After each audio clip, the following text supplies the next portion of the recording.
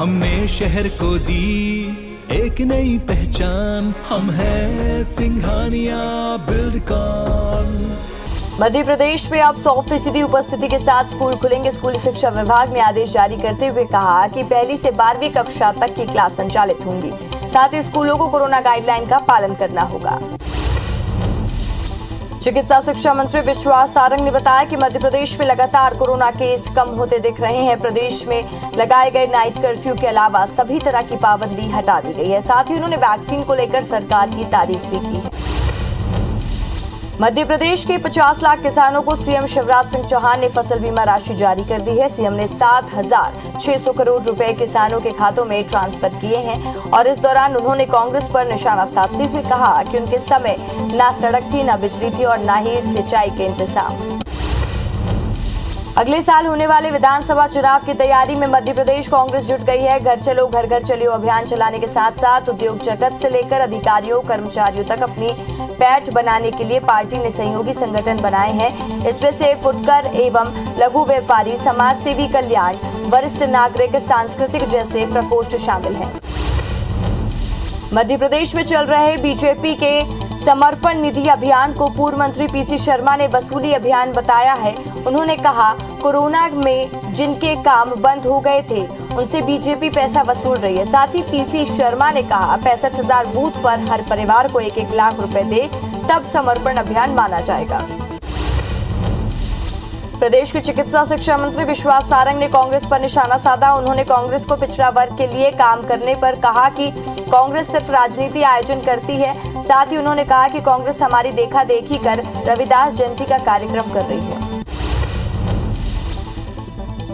कर्नाटक में हिजाब को लेकर शुरू हुए विवाद का असर अब मध्य प्रदेश में दिखने लगा है। खंडवा के गुलशन नगर क्षेत्र में हिजाब समर्थित पोस्टर लगाए गए हैं। इन पोस्टर पर लिखा गया है, तुम नकाब में रहो, दुनिया औकात में रहेगी। मुस्लिम महिलाओं से हिजाब पहनने की अपील वाले ये पोस्टर मध्य प्रदेश अल्पसंख्यक विकास कमेटी की ओर से मुस्लिम बहुल वार्डों में लगाए गए हैं।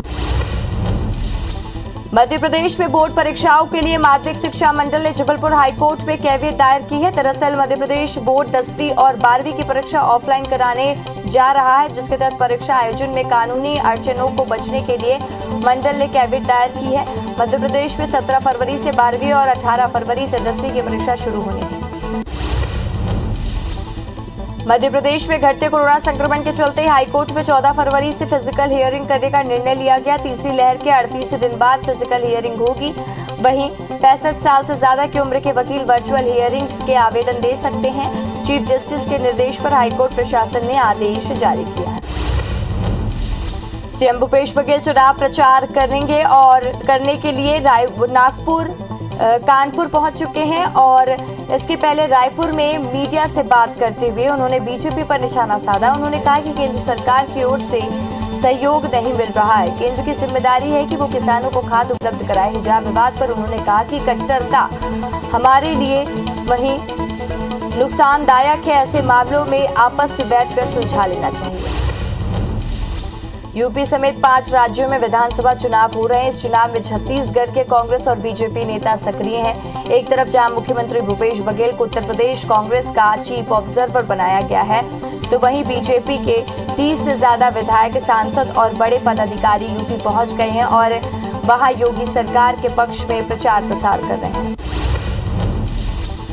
यूपी में छत्तीसगढ़ कांग्रेस नेताओं के एंट्री के बीच दोनों पार्टी के नेता एक दूसरे पर वार पलटवार कर रहे हैं। कैबिनेट मंत्री शिव डहरिया का कहना है कि छत्तीसगढ़ में हारे हुए बीजेपी नेता यूपी में प्रचार कर रहे हैं, वहां बीजेपी की हार हो रही है। तो वहीं नेता प्रतिपक्ष धर्मलाल कौशिक का कहना है कि यूपी में बीजेपी की जीत हो रही है, इससे कांग्रेस नेता परेशान है। छत्तीसगढ़ में कांग्रेस का सदस्यता अभियान चल रहा है। प्रदेश में 10 लाख सदस्य बनाने का लक्ष्य रखा गया और अब तक करीब 6.5 लाख सदस्य बना लिए गए हैं, लेकिन पार्टी का डिजिटल सदस्यता अभियान पिछड़ गया। प्रदेश में 2 लाख ऑनलाइन सदस्य बनाने का है, लेकिन अब तक सिर्फ 10,000 लोगों को ही ऑनलाइन सदस्य बनाया जा सका है। बिलासपुर में संभाग स्तरीय डिजिटल सदस्यता अभियान को लेकर प्रशिक्षण शिविर का आयोजन किया गया, जहां डिजिटल माध्यम से नए सदस्य बनाने के साथ ही सरकार की योजनाओं, नीतियों को जनता तक पहुंचाने और संगठनात्मक रूप से पार्टी की गतिविधियां आगे बढ़ाने पर जोर दिया गया।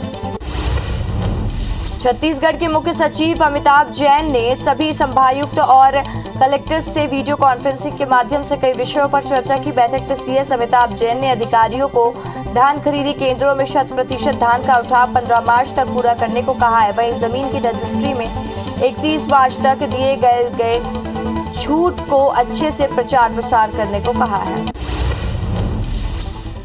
मंडला जिले के बिलगांव में हाथियों के उत्पात से ग्रामीण परेशान है। करीब 12 से ज्यादा हाथियों ने बीती रात घर और फसलों को नुकसान पहुंचाया है। हाथियों की मौजूदगी से ग्रामीण डरे हुए हैं। वन विभाग के मुताबिक हाथियों ने छत्तीसगढ़ से जिले की सीमा में प्रवेश किया है।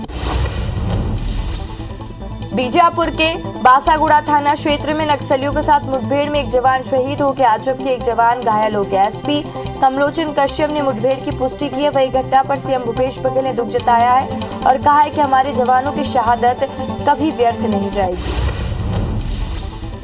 राजनांदगांव में एक जवान के साथ 3 युवकों ने मारपीट कर दी। घटना वीडियो भी सोशल मीडिया पर वायरल हो रहा है। दरअसल यातायात पुलिस जवान ड्यूटी के लिए तय स्थान पर जा रहा था, तभी बाइक सवार युवकों ने ओवरटेक करते हुए मारपीट शुरू कर दी।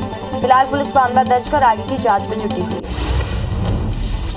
बुरहानपुर जिले के इच्छापुर में 22 दिसंबर को 17 माह की मासूम की बोरी में लाश मिली है। मामले में पुलिस ने हत्या के आरोप में मृतका के पड़ोस में रहने वाली महिला को गिरफ्तार किया। घटना के बाद से ही पुलिस लगातार आरोपी का पता लगाने का प्रयास कर रही है। उत्तर प्रदेश में प्रयागराज के संगम तट पर साइबेरियाई पक्षी पहुंचे। साइबेरियाई पक्षियों की खूबसूरती पर्यटकों के लिए आकर्षण का केंद्र बनी रही। तट पर घूमने आए एक व्यक्ति ने बताया कि इन पक्षियों के जरिए संगम की खूबसूरती और बढ़ती जा रही है।